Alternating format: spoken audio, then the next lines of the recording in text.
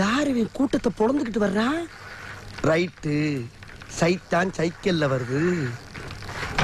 சரி, நீ யாரு? நான் யாரா?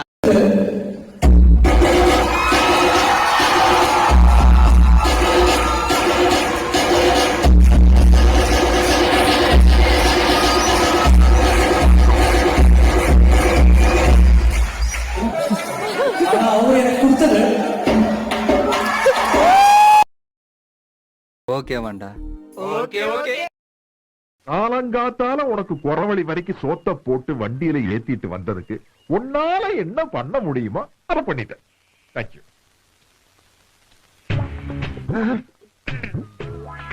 வா போலாம்.